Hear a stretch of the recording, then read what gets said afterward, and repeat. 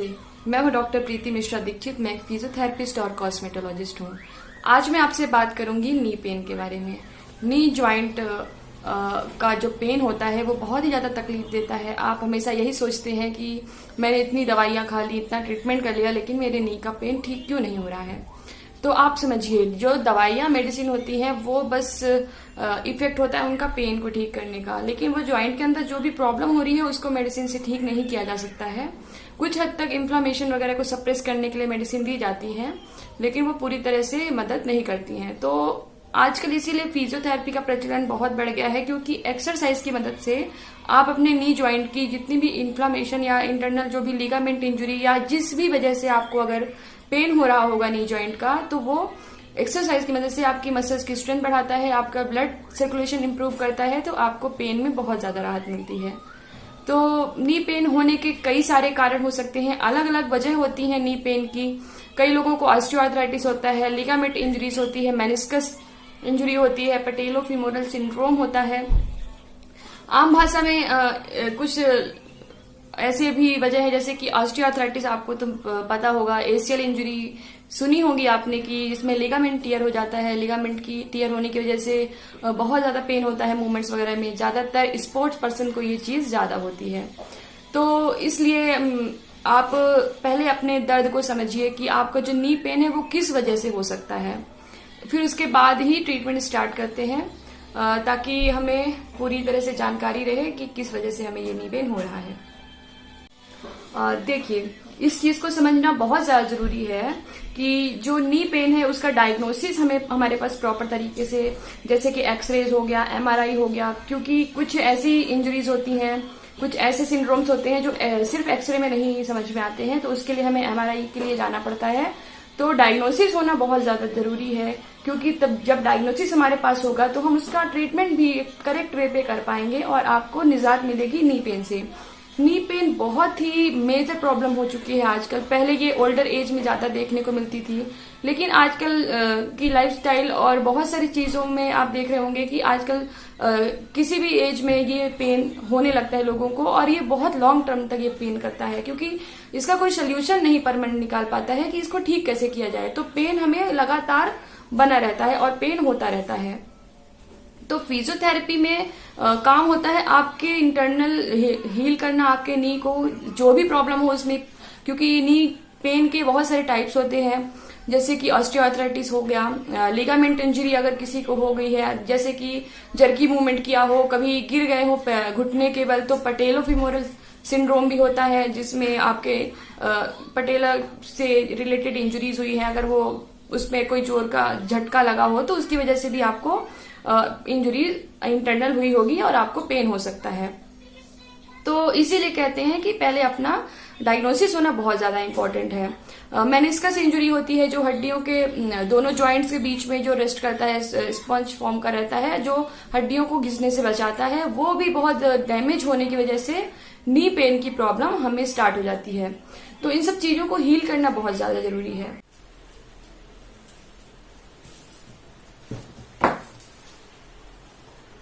तो चलिए मैं आपको नी पेन के बारे में बता देती हूँ। थोड़ा सा मैं आपको इन्फॉर्म कर देती हूँ नी जॉइंट के बारे में।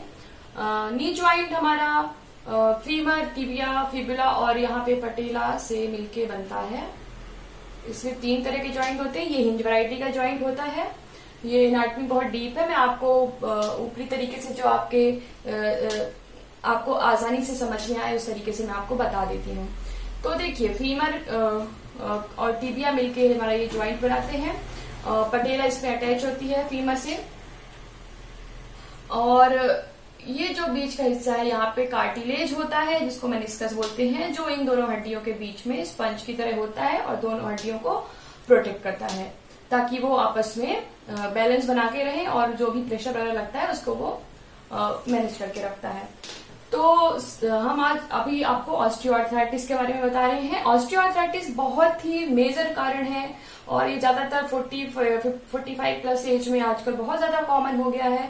सबसे ज्यादा नी पेन की समस्या जो होती है वो ऑस्टियोआर्थराइटिस से ही हमें देखने को मिलती है, ऑस्टियोआर्थराइटिस टाइप की। आजकल ओवर यूज होने की वजह से यंग एज में भी ये देखने को मिल रही है, क्योंकि इसमें क्या होता है, जो ये कार्टिलेज होता है मेनिस्कस, ये डैमेज हो जाता है किसी कारण की वजह से, एज फैक्टर और इन सब चीजों की वजह से ये डैमेज होने लगता है और हमारी हड्डियां आपस में टकराना शुरू कर देती हैं, जिससे हमें ये पेन स्टार्ट होने लगता है। यहाँ पे साइनोवियल फ्लूइड होता है, जिसमें ये फ्लूइड में फ्लूइड घूमता है इसके अंदर। ये सारी चीजें हमारी डैमेज होने लगती हैं और हमें पेन, क्योंकि ये हड्डी आपस में दोनों टकराना शुरू कर देती है, टिबिया और फीमर। और क्योंकि ये सबसे ज्यादा मीडियल साइड जहाँ हमें पेन होता है, मतलब ये हमें अंदर की तरफ सबसे ज्यादा पेन महसूस होता है। उसका कारण ये है कि जो फीमर का मीडियल कॉन्डाइल होता है, मीडियल साइड का मतलब है अंदर की तरफ, उस तरफ का कॉन्डाइल ज्यादा बड़ा होता है, जिसकी वजह से हमें पेन मीडियल साइड में ही सबसे ज्यादा अंदर की तरफ देखने को मिलता है। ओए में स्वेलिंग वगैरह हो जाती है हमें बहुत ज्यादा, तो हमें सबसे ज्यादा पहचान इसी से है कि हमको स्वेलिंग, क्रैकल साउंड, मतलब खटखट की आवाज आना शुरू हो जाती है ज्वाइंट के अंदर से। तो ये सबसे ज्यादा लक्षण होता है ओए का, ऑस्टियोआर्थराइटिस का। एक्सरे की मदद से इसको आसानी से पहचाना जा सकता है कि आपको ऑस्टियोआर्थराइटिस की प्रॉब्लम है। अब मैं आपको बता रही हूँ मेनिस्कस इंजुरी के बारे में। अभी मैंने डिस्कस किया था कि यहाँ पे कार्टिलेज होता है जिसको मेनिस्कस बोलते हैं, और इसके डैमेज होने की वजह से ही हमें पेन होना शुरू होता है। तो मेनिस्कस इंजुरी में यही होता है कि हमें ऑस्टियोआर्थराइटिस में जो ये हमें पेन होने लगता है, मेनिस्कस इंजुरी की वजह से भी हमें हो सकता है।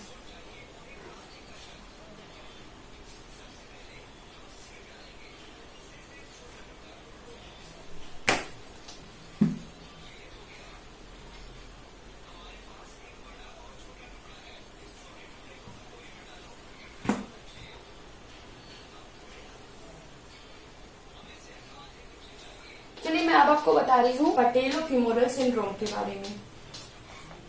देखिए, पटेलो-फीमोरल सिंड्रोम से आप ये समझ ही गए होंगे कि ये पटेला और फीमोरल के जो पटेला हमारी होती है, जो यहाँ पे मैंने आपको बताया था कि फीमर से अटैच होती है, ये जो पटेला होती है, जब हम सबसे ज्यादा ये इंजरी में ही होता है, जब हम घुटने के बल नीचे गिर जाते हैं तो हमारी पटेला बिल्कुल सामने है और एकदम से इसमें झटका लगता है, तो इसमें चोट आती जब हमें, तो इसकी वजह से जो हमें दर्द होता है उसको हम पटेलो-फीमोरल सिंड्रोम बोलते हैं।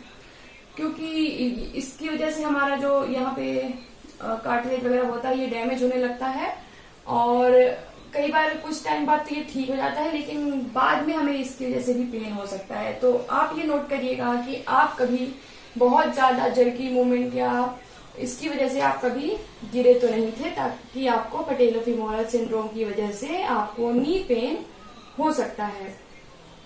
सबसे ज्यादा ये स्पोर्ट पर्सन में देखा गया है, जो स्पोर्ट खेलते हैं, फुटबॉल वगैरह खेलते हैं, स्पोर्ट्स की एक्टिविटीज करते हैं, सबसे ज्यादा ये स्पोर्ट वाले लोगों में देखा गया है, क्योंकि कई बार वो फॉल होते हैं, गिर जाते हैं, जिसकी वजह से भी हमें पटेलो-फीमोरल सिंड्रोम की वजह से नी पेन हो सकता है।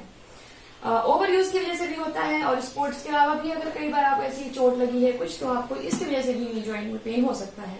तो दूसरा कारण है पटेलो-फीमोरल सिंड्रोम। अब मैं आपको तीसरा बता देती हूँ। चलिए देखिए, इसके बाद आता है लिगामेंट टियर। लिगामेंट टियर में क्या होता है, जो मोस्टली स्पोर्ट्स खेलते हैं, जो स्पोर्ट्स पर्सन होते हैं, उनमें ये चीज बहुत ज्यादा देखने को मिलती है। नॉर्मली कई बार ओवर यूज की वजह से या किसी चोट की वजह से भी हमें नॉर्मल भी हो सकता है एसीएल इंजुरी। जो एसीएल हमारा लिगामेंट होता है नी जॉइंट में, उसमें टियर हो जाता है, मतलब टूट जाती है लिगामेंट। उसके ग्रेड्स होते हैं अलग अलग, फर्स्ट सेकंड थर्ड ग्रेड में होता है। जितना उसका ग्रेड होगा उसमें हीलिंग उतना ही टाइम लगेगा, और कई बार सर्जरी की भी जरूरत पड़ती है इसमें लिगामेंट टियर को ठीक करने के लिए। तो उसमें यह है कि अगर सर्जरी हो जाती है उसके बाद भी फिजियोथेरेपी का ट्रीटमेंट लेना बहुत ज्यादा इंपॉर्टेंट हो जाता है।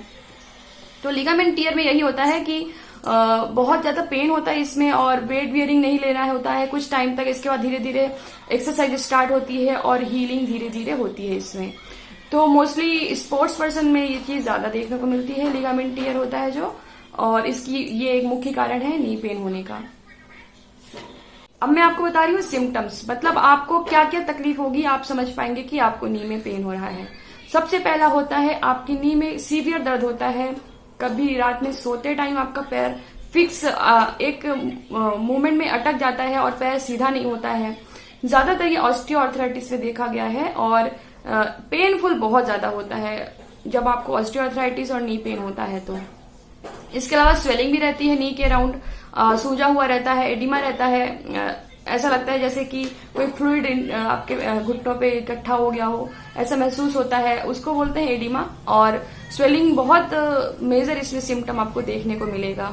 इसके अलावा कटकट की आवाज आना, क्रैकल साउंड आता है, हड्डियां जब आपस में घिसती है ना, क्योंकि यहाँ का स्पेस कम हो जाता है और आपस में हड्डियां घिसना शुरू कर देती हैं, तो एक जब भी हम मूवमेंट करते हैं तो हमें क्रैकल साउंड आता है, मतलब घुटने को चलाते टाइम में एक कटकट की आवाज आती है। ये मेन सिम्टम है आपका नी पेन में।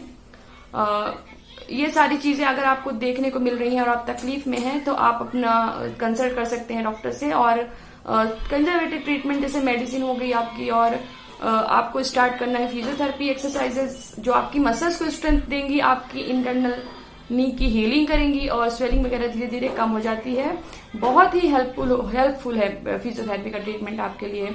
अगर आप इसको कंटिन्यू करेंगे प्रैक्टिस तो आपको मैजिक की तरह काम करेगा और धीरे धीरे आप इससे निजात पा लेंगे। आपको सर्जरी से बचा सकता है, क्योंकि मोस्टली नी पेन में अगर ऑस्टियोआर्थराइटिस या लिगामेंट इंजरी की ग्रेड ज्यादा है तो आपको सर्जरी की जरूरत पड़ जाती है। तो अगर आप सर्जरी से बचना चाहते हैं तो आप आज से ही अपनी फिजियोथेरेपी ट्रीटमेंट स्टार्ट कर दीजिए। अगर आपको नी में पेन हो रहा हो उसको अवॉइड बिल्कुल मत करिए, क्योंकि आगे चल के आपको सर्जरी की जरूरत पड़ सकती है। बहुत ही ज्यादा नी रिप्लेसमेंट कराना पड़ता है इसमें, तो बहुत ज्यादा तकलीफ होती है, पर आपको उसके बाद भी फिजियोथेरेपी का ट्रीटमेंट कराना ही पड़ेगा। तो आप क्यों ना अभी से स्टार्ट कर दें और अपने सर्जरी से बचें। कई लोग इसकी मदद से सर्जरी से बचे हैं और बिल्कुल आराम से अपनी लाइफस्टाइल अपना अच्छे से कर रहे हैं काम, और कोई दिक्कत भी नहीं आती है। और आप इसको अपनी लाइफ में बिल्कुल शामिल कर लीजिए और एक्सरसाइज आप करते रहिए, बहुत ही ज्यादा आपको इससे मदद। देखिए नी पेन में क्या होता है, मसल में वीकनेस आ जाती है। वीकनेस की वजह से आप प्रॉपर तरीके से चल भी नहीं पाते हैं, मसल वीक हो जाती है और चलने में बहुत ज्यादा प्रॉब्लम होती है। आप पेंगुइन स्टाइल में चलते हैं और बिल्कुल आपके पैर में जो फिक्स फ्लेक्शन डिफॉर्मिटी हो जाती है, मतलब पैर आपका मुड़ा रह जाता है। आप लेटते हैं तो आपके पैरों में पैर आपके बिस्तर से नहीं चिपक पाते हैं, आपके पैरों में एक गैप रह जाता है जिसको फिक्स फ्लेक्शन डिफॉर्मिटी बोलते हैं। और ये मसल वीकनेस, मसल टेंडरनेस की वजह से होता है। मसल इतनी स्टिफ हो जाती है कि आप उसको मूव नहीं कर पाते हैं और आपका ज्वाइंट फ्री नहीं हो पाता है, आपको बिल्कुल जकड़ा हुआ महसूस होता है इसमें। तो एक्सरसाइज की मदद से मसल्स को रिलैक्स किया जाता है, उसकी इलास्टिसिटी बढ़ती है, तो स्टिफनेस भी धीरे धीरे चली जाती है और प्रॉपर मूवमेंट्स आ जाते हैं पैर के। तो मैंने आज आपको नी पेन के बारे में जानकारी दे दी है कि किस वजह से, किन किन कारणों की वजह से होता है, क्या क्या इसके सिम्टम्स और टाइप्स हैं। नेक्स्ट वीडियोस में मैं आपको ऑस्टियोआर्थराइटिस के बारे में बात करूंगी, जो कि मोस्ट कॉमन प्रॉब्लम है नी पेन में। ऑस्टियोआर्थराइटिस की मैं आपको पूरी इन्फॉर्मेशन दूंगी, उसकी एक्सरसाइज आपको बताऊंगी। आप घर पे ही रह के आप एक्सरसाइज स्टार्ट करिए और बहुत इफेक्ट पड़ेगा आपको, बहुत प्रॉपर तरीके से आप खुद को हील कर सकते हैं अपने घुटनों को, और अपना काम बहुत अच्छे तरीके से कर सकते हैं, दर्द से निजात पा सकते हैं। तो दोस्तों आप मेरे चैनल को सब्सक्राइब जरूर कर लीजिए। सब्सक्राइब करने के बाद बेल आइकन पे क्लिक करिएगा ताकि नोटिफिकेशन आपको मिल जाए और मेरे ऐसे ही हेल्पफुल वीडियोज आपको आगे मिलते रहें। Thank you.